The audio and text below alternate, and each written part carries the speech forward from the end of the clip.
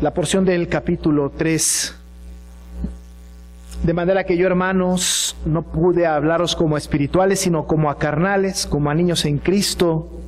Os di a beber leche y no vianda, porque aún no erais capaces, ni sois capaces todavía, porque aún sois carnales. Pues habiendo entre vosotros celos, contiendas y disensiones, no sois carnales y andáis como hombres, porque diciendo el uno, yo ciertamente soy de Pablo, y el otro, yo soy de Apolos, ¿no sois carnales? Hermanos, hemos de retomar la serie de sermones dedicados a los Corintios. Hicimos un espacio, terminamos en febrero, ahí paramos un poco. En marzo tomamos una serie de sermones que tienen que ver con la mayordomía cristiana. Luego llegó la Semana Santa y el domingo pasado terminamos con esto y ahora retomamos donde nos quedamos, el estudio de la carta del apóstol Pablo a los Corintios, justo donde nos quedamos la última vez. Así que ahora hemos de evaluar esta porción de la Escritura que hemos leído, hemos escuchado de la Biblia. Así que hemos de empezar y de retomar. Vale bien una recapitulación, un poco de contextualización de esta carta que estamos estudiando. Nosotros sabemos que esta carta fue escrita por el apóstol San Pablo a una iglesia que está en Corinto. Sabemos también, por lo que hemos hablado y por lo que seguro algunos hemos estudiado, sabemos que la iglesia en Corinto está metida en un lugar, en una parte, en la parte sur de Grecia, en donde ese lugar, desde el punto de vista del mundo, es un lugar hostil al Evangelio, es un lugar de gran libertinaje, es un lugar en donde se da toda clase de pecados, es un lugar incluso donde había un templo dedicado a una diosa que promovía los asuntos sexuales, gran prostitución allá, tanto así que muchas personas del mundo venían a Corinto para poder hacer toda clase de desmanes, toda clase de libertinajes, y se hacían ahí todos los pecados posibles. Había una gran prostitución allá y una vida inmoral en todos los sentidos. Era una ciudad tan cosmopolita y tan dañina que era una ciudad que ofrecía al extranjero, incluso en algún momento dado, incluso el anonimato al llegar ahí para tener sus aventuras o desviarse en las cosas morales. Es una ciudad muy compleja. Ahí el apóstol Pablo había llegado para predicar el Evangelio. Se encontró con Aquila y Priscila y ahí empezaron juntos a formar esta iglesia que empezó a funcionar en Corinto. Una iglesia se puede fundar en cualquier lado, y más si el Espíritu de Dios está allá, más si el Señor acompaña, y entonces se funda una iglesia. Parece que era una iglesia muy buena, una iglesia maravillosa. Tenemos el testimonio de esto porque en el capítulo 1, en el verso 5 y en el 7 se nos dice que esta iglesia estaba enriquecida en toda palabra y en toda ciencia. Pero además en el 7 del capítulo 1 se nos dice que era una iglesia que tenía todos los dones. Así que imagínense una iglesia enriquecida en toda palabra y en toda ciencia, y además una iglesia que tenía todos los dones. Era maravilloso. No le faltaba nada a esta iglesia. Tenía todo. Todas las iglesias deseamos tener toda palabra, toda ciencia y tener todos los dones. Sin embargo, esta misma iglesia había sido influida por el mundo que le rodeaba y había llegado seguro personas a la iglesia y se había dejado llevar por el mundo, había sucumbido ante las cosas del mundo y había caído en algunos errores fuertes, errores que por supuesto le llevaron a hacer actos equivocados dentro de la iglesia. El apóstol Pablo va a hablar muy duro a esta iglesia y les va a decir a esta iglesia y les va a señalar muy puntualmente sus problemas, sus pecados, sus errores. De esta manera revisábamos nosotros en sermones anteriores. Esta era una iglesia que tenía muchos problemas. Uno de ellos era la unidad. Y con esto empieza él a abordar, el apóstol Pablo, a la carta. decía, ustedes, algunos dicen, yo soy de Pablo, yo soy de Apolos, yo soy de Cefas, yo soy de Cristo. ¿Acaso está dividido Cristo? Es decir, está una iglesia en donde hay una gran cantidad de problemas en cuanto a la unidad de la iglesia. Había partidos dentro de la iglesia. El apóstol tiene que decirles, tienen que ser de un mismo sentir, debe de quitarse las divisiones. Ese es un problema que tienen. Pero no solo esto, tienen más problemas. Hay problemas de inmoralidad. Seguro había incestos dentro de la iglesia. Esto está narrado también en esta misma carta. Y Pablo condena esto de una manera tajante. Por otro lado, había dificultades de tipo doctrinal. Algunos decían, sí hay resurrección de los muertos, otros que no. Sí resucitó Cristo, otros que no. Y ocupa todo un capítulo, el 15, para hablar acerca de la resurrección, para corregir este tema doctrinal. Había problemas en sus formas litúrgicas, en su manera de cómo debían de hacer la liturgia, cómo debían de llevar su situación dentro de la iglesia. De tal manera que se hablaba acerca de las mujeres, de los velos, acerca de que si la mujer puede hablar o no en la congregación, se hablaba acerca de los dones, tanto así que ocupa todo un capítulo para hablar, o dos para hablar de los dones, y remata diciendo, hágase todo decentemente y con orden, porque algunos habían dicho, mi don es el superior, no, el mío. Ya discutían y todo el mundo quería ejercer su don y había un gran relajo ahí. Tenían problemas con la administración de la Santa Cena. Pablo tiene que explicar cómo se debe hacer. Tenían un problema muy serio en cuanto a los ídolos, la carne sacrificada a los ídolos. Y decían sí, otros decían no. Pablo tiene que poner orden en esto. Tenían problemas fuertes porque dentro de la iglesia había problemas y entonces era muy fácil ir a las autoridades civiles y poner una querella. Y Pablo en el capítulo 6 dice, no, arréglenlo entre ustedes. Había problemas en el matrimonio. Serios problemas en el matrimonio. Pues escribe el capítulo 7 completo en donde da instrucciones precisas al respecto del matrimonio. Había jóvenes que querían vivir su vida libertina y no se querían casar. Y Pablo les tiene que decir, es mejor casarse que andarse quemando.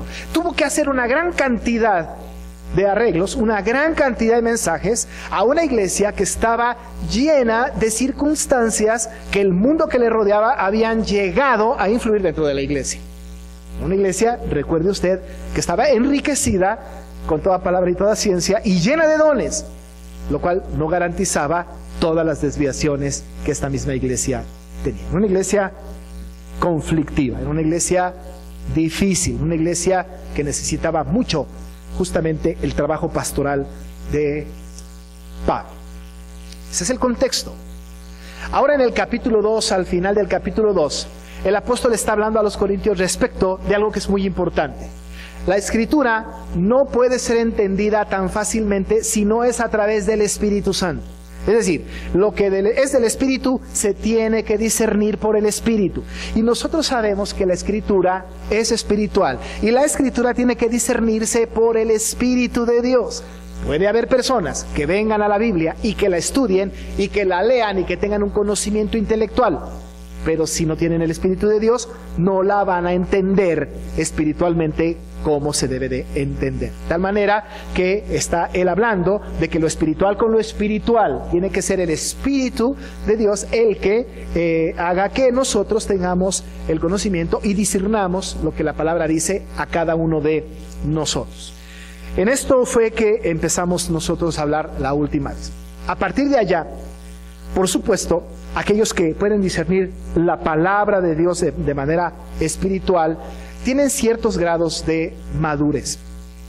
En esta parte, en esta sección, en el capítulo 2, versos 14, 15 y 16, y en el versículo 3, versículos 1 al 4, el apóstol Pablo señala a 4 tipos de personas que hay en esta iglesia y que hay en todas las iglesias. En esta y en todas las iglesias.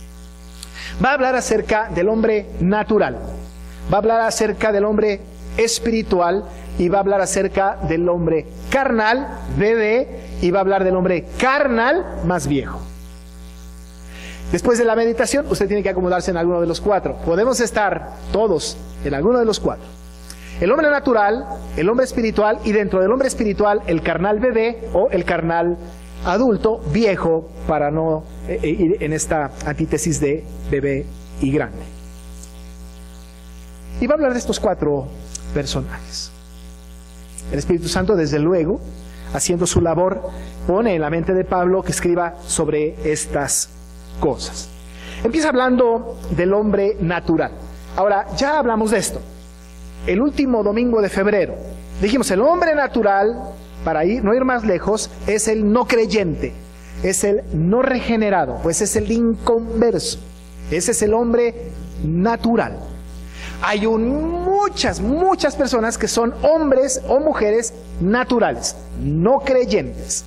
El hombre natural que no es creyente, desde luego, no tiene la capacidad de estudiar la palabra y discernirla espiritualmente. El hombre natural está muerto, y un muerto no puede reaccionar ante ningún estímulo espiritual. No puede, porque está muerto. El hombre natural, pues, Pablo empieza hablando de este personaje y dice cosas de él. En el 14 del capítulo 2 dice: pero el hombre natural no percibe las cosas que son del Espíritu de Dios. No las percibe. Muy importante. No hay manera de que las pueda percibir, a no ser que el Espíritu le regenere. Si no le regenera, no las percibe, no las recibe, no las entiende. Este es el hombre natural. El hombre natural tiene como característica que en todos los conocimientos que tiene, o todo lo que tiene que hacer, tener acceso al conocimiento de cualquier cosa, métodos diferentes para llegar al conocimiento de alguna verdad. Usa de todo tipo de métodos. Normalmente, o el método empírico, que es el conocimiento a través de la experiencia, o el método científico, ¿no es cierto? Quiere llegar a algo y lo único que tiene que hacer es observación, experimentación, hipótesis y ley, y saca conclusiones. Somete algunas cosas, manipula las variables y llega a conclusiones. El método científico es muy usado, pero el apóstol Pablo está diciendo respecto de esto que no se puede llegar al conocimiento de Dios por la observación, por ejemplo. El método científico no aplica. Por eso en el versículo 9 del capítulo 12 él ha dicho: antes bien, como está escrito, cosas que ojo no vio, ni oído oyó, ni han subido en corazón de hombre, son las que Dios ha preparado para los que le aman. Cosas que ojo no vio, ni oído oyó. No podemos someter la fe al método experimental. ¿Se imagina usted meter a Dios en un matraz para estudiarlo? Es imposible. Estas cosas no se deben de someter a un método científico de experimentación. No son experiencias que podamos obtener por conocimiento del mundo. Estas cosas se han de discernir espiritualmente. Por eso la palabra al final dice: son las que Dios ha preparado para los que le aman. Ni el método científico, ni la intuición, ni han subido en corazón del hombre. No se puede decir: a mí me late que Dios existe. No se puede. No nos late. Es una verdad absoluta. Y esta verdad solo puede ser discernida por el Espíritu al regenerar. El hombre natural no percibe las cosas del Espíritu. Es imposible que esto pueda suceder, porque para él son locura. Esto es de puros locos, y no las puede entender porque se han de discernir espiritualmente. Hemos hablado de esto pensando que aquellos piensan que ese conocimiento es locura. La cruz de Cristo es locura. No se puede creer. Se puede creer que alguien muera, se puede creer que alguien esté crucificado, se puede creer que alguien esté sepultado, pero no se puede creer que haya resucitado. Eso es ilógico, es locura. Y para el hombre natural es locura. ¿Por qué? Porque no puede percibir desde el punto de vista espiritual una verdad profunda de la palabra. Este pues es el hombre natural. Y en Corinto el hombre natural estaba dentro de la iglesia. Por otro lado está el otro, el hombre espiritual. Y dice Pablo en el versículo 15: en cambio, el espiritual juzga todas las cosas, pero él no es juzgado de nada. Ahora hay un contraste. El hombre natural es el no regenerado. el que no percibe las cosas del Espíritu. Aquel que las cosas de la Biblia, de Dios, son locura. Pero por otro lado está el espiritual. Y el espiritual es el que discierne. El espiritual, como dijimos en aquella ocasión, tiene algunas características. Una es que él tiene el entendimiento de los deseos de Cristo. El hombre espiritual dice, lo que Cristo quiere, yo quiero. Porque ya no vivo yo, pero Cristo vive en mí. Y yo quiero agradarlo a Él. Tiene los anhelos de Cristo, debe de tenerlos. Por otro lado, el hombre espiritual tiene el fruto del Espíritu, cosa que el hombre natural no tiene. El fruto del Espíritu, nosotros, amados hermanos, que somos regenerados, que somos espirituales, tenemos amor, gozo, paz, paciencia, benignidad, bondad, fe, mansedumbre, templanza. Podemos ejercer el fruto, no los frutos, pero el fruto, porque es espiritual. El que no es espiritual, el natural, no los puede ejercer espiritualmente.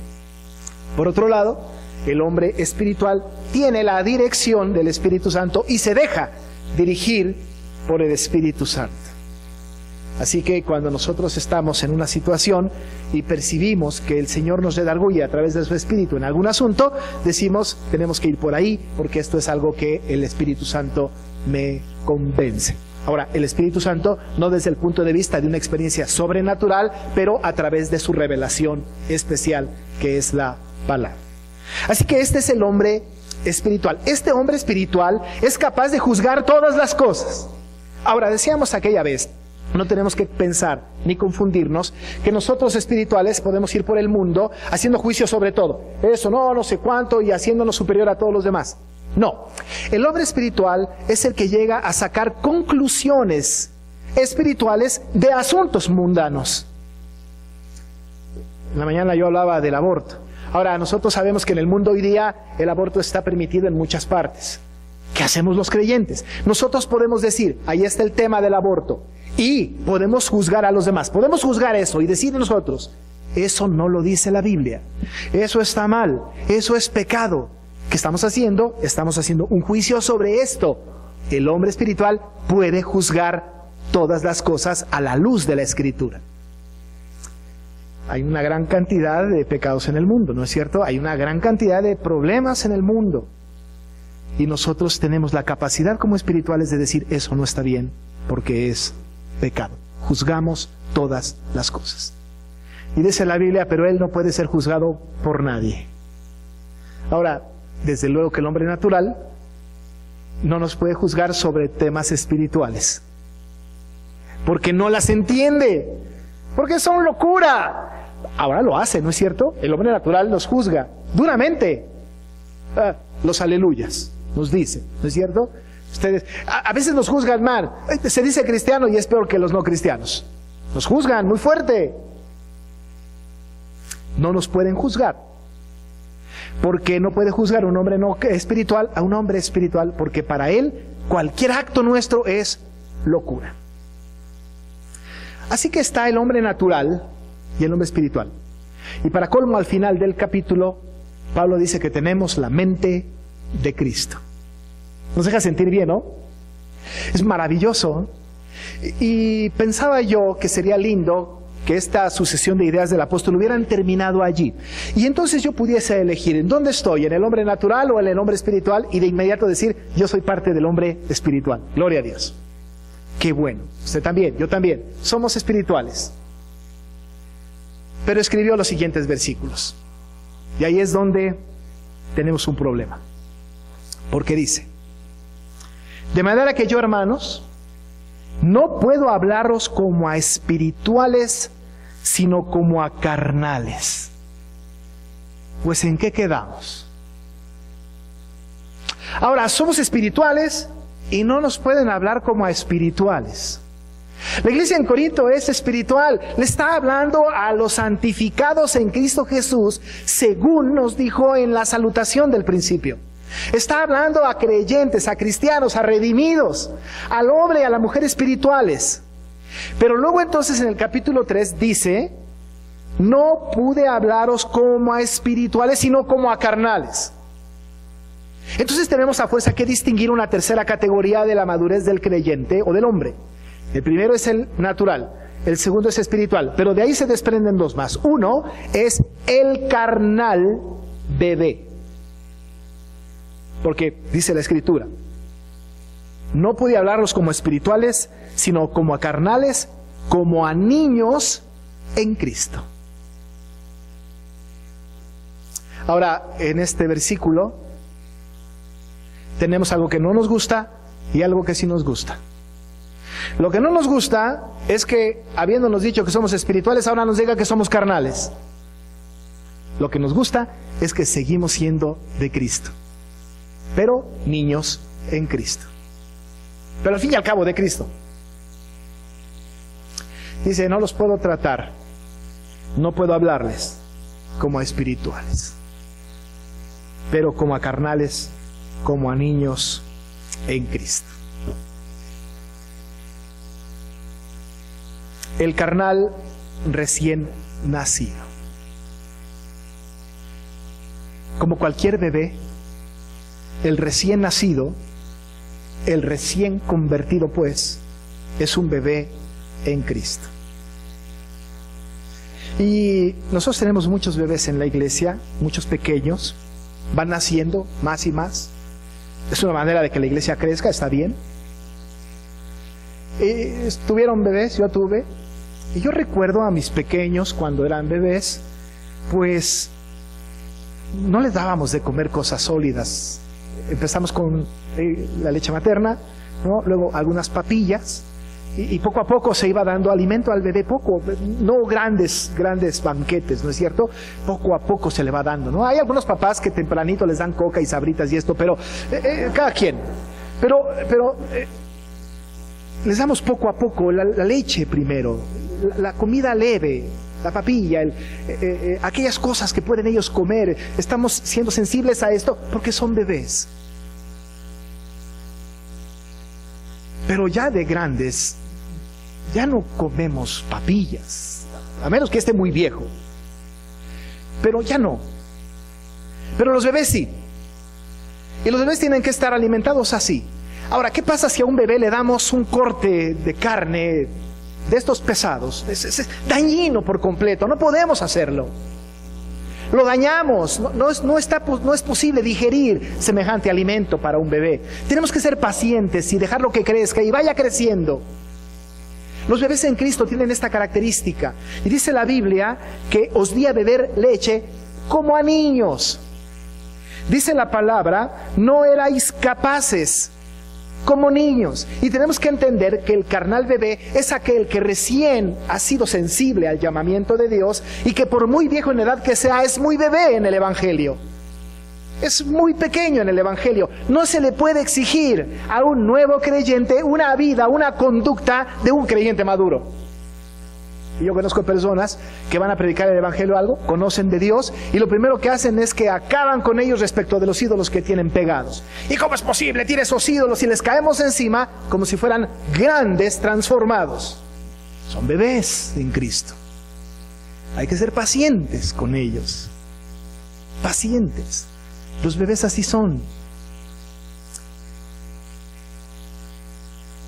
Pero cuando son grandes, ¿deben de seguir en esa conducta de bebé? No. Hay un principio que se llama el principio de la subsidiariedad. El principio de la subsidiariedad dice, en cuanto a la relación padre-hijo, entre menos hijo, más padre. Entre más hijo, menos padre. Ahora déjeme que se lo explique. Cuando son pequeñitos, es menos hijo, más padre, porque el papá es subsidiario en todas sus cosas. Le abrocha las agujetas del calzado, le da de comer en la boca, le toma la mano para atravesar la calle, le suela la nariz, lo peina y lo baña. El niño no hace nada, nada más dejarse llevar. Porque el padre es subsidiario con su hijo. Pero el niño va creciendo. Y el principio de la subsidiariedad dice, entre menos hijo, más padre. Pero entre más hijo, menos padre. Significa que ahora, yo tengo un hijo en Mérida casado, no voy a ir allá a sonarle la nariz. ni le voy a ir a abrochar los zapatos. ¿Por qué? Porque él ha llegado a una madurez determinada en donde ya no se necesita este principio de subsidiariedad con él. Él hace las cosas por sí solo, ha aprendido a hacerlas, tiene la responsabilidad de hacerlas. Pero ¿qué pasa si mi hijo me llama y me dice: papá, ven a sonarme la nariz, papá, ven a abrocharme las agujetas de los zapatos, papá, crúzame la calle? Yo diría: pero es que no te puedo seguir dando leche, no te puedo seguir yo educando como bebé, ya eres adulto, condúcete como adulto. Y le llamaría la atención. El apóstol Pablo está hablando a los corintios y les dice: ya no puedo hablarles como espirituales, sino como a carnales, como a niños en Cristo. Les di a beber leche y no viandas, porque aún no erais capaces, ni aún sois capaces. Todavía siguen siendo unos niños en Cristo. Y ahí entra la cuarta categoría: el carnal viejo. Muchos años en la iglesia, mucha vida cristiana, pero niño en Cristo. Carnal. Carnal. Y allá en Corinto había muchos de estos, muchos carnales viejos.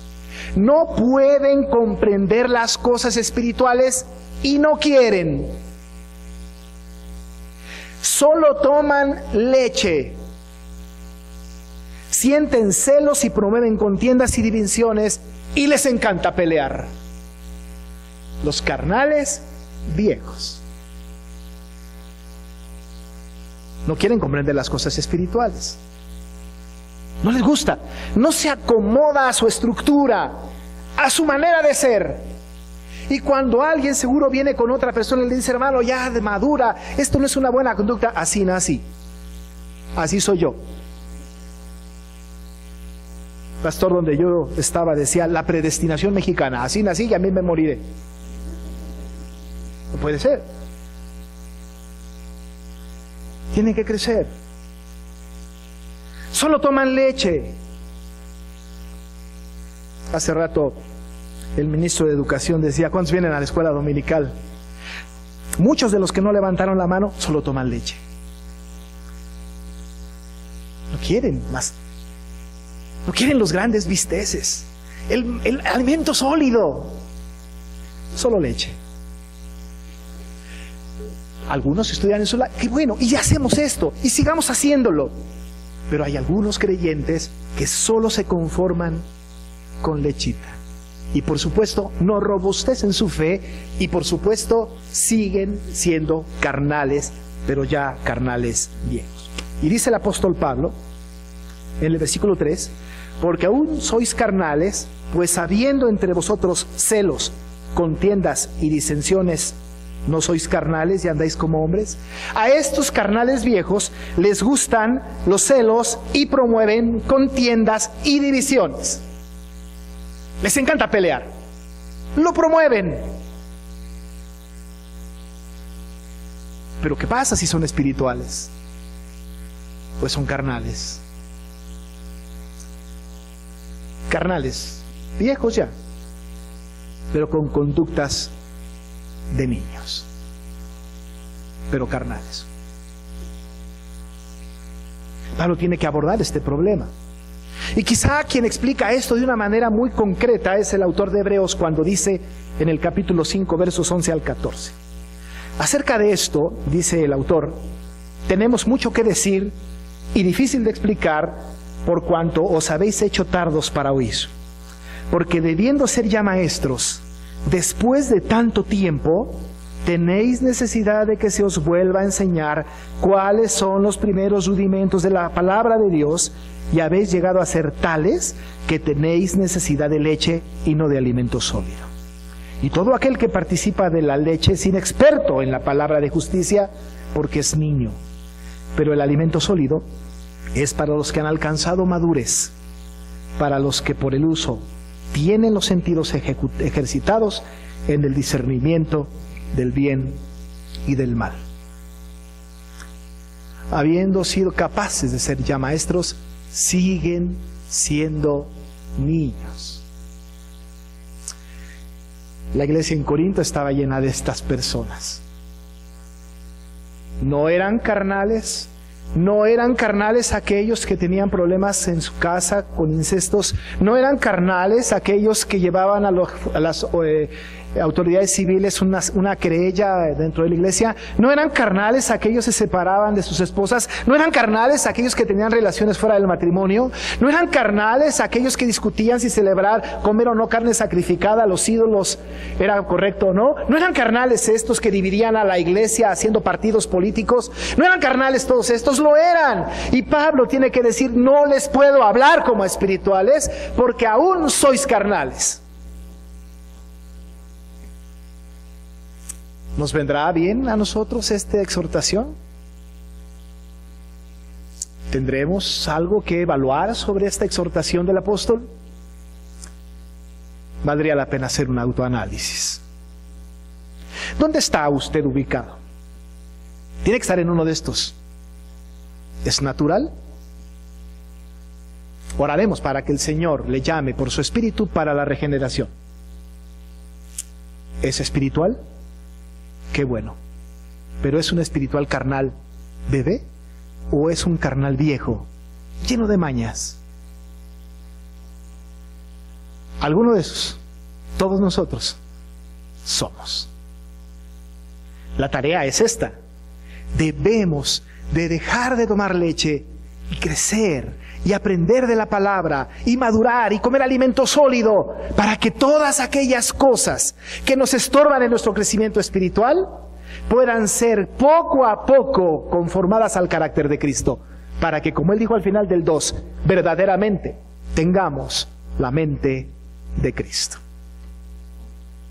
O es natural o es espiritual, carnal bebé o un carnal viejo. Solo usted y Dios sabe en dónde estamos. Oremos. Padre, ¿cómo inspiraste a Pablo para escribir estas cosas? Nos vienen bien siempre, a todo tu pueblo. Sensibiliza nuestro corazón. Ministranos por tu Espíritu.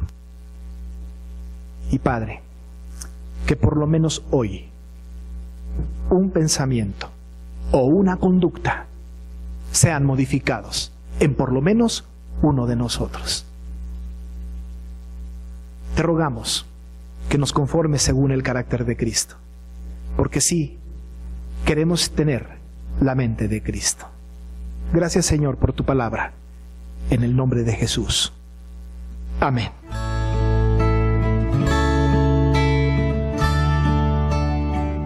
Iglesia Nacional Presbiteriana Príncipe de Paz, ubicada en Humboldt número 50, Colonia Centro, México DF. Si desea mayor información, puede comunicarse al 5518-6114 y 5518-5900 o en la página de internet www.inp-príncipedepazcentro.org. Recuerde que esta puede ser su iglesia.